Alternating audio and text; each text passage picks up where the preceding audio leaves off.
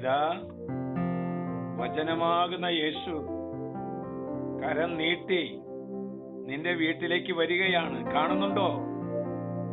രോഗികൾക്ക് സൗഖ്യം നൽകാൻ, നമ്മുടെ ഓരോരുത്തരെയും കണ്ണീര് തുടയ്ക്കാൻ, നിന്റെ പ്രതിസന്ധികളിൽ നിനക്ക് അതിന് പരിഹാരം കാണിച്ചു തരാൻ ഇതാ യേശു നിന്റെ വീട്ടിൽ വന്ന് നിൽക്കുന്നത് കാണുക. ഇതാ വചനം തരുന്നു. യെശയ്യാ 19:1.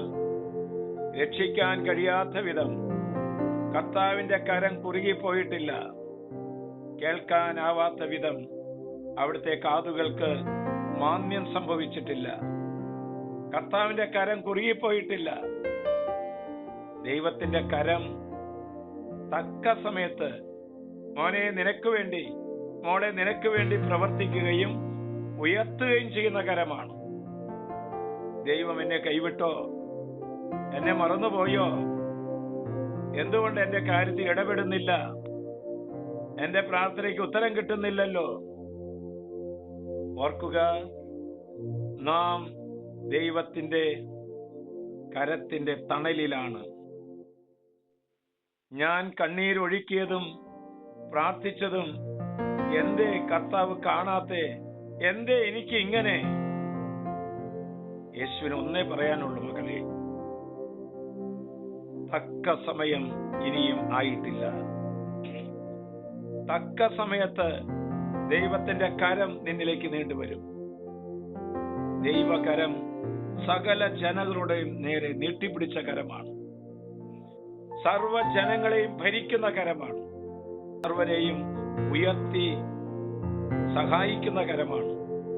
സർവരെയും സുഖപ്പെടുത്തുന്ന കരമാണ്. ശിശുക്കളെ എടുത്ത കരമാണ്. പത്രോസിന്റെയും യൂദാസിന്റെയും പാദം പിടിച്ച് കഴുകിയ കരമാണ് യേശുവിന്റെ.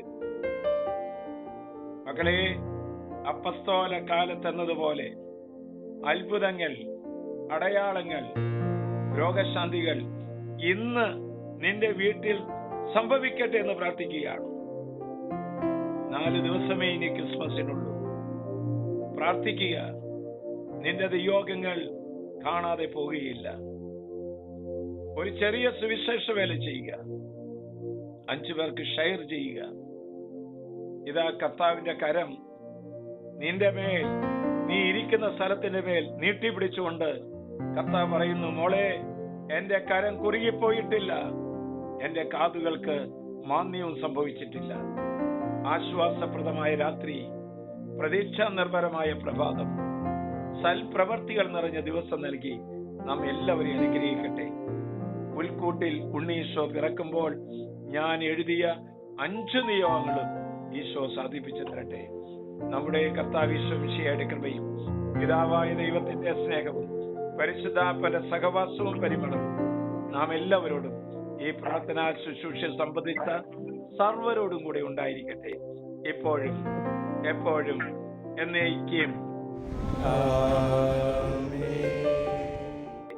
ഇപ്പോഴും എപ്പോഴും എന്നേക്കും.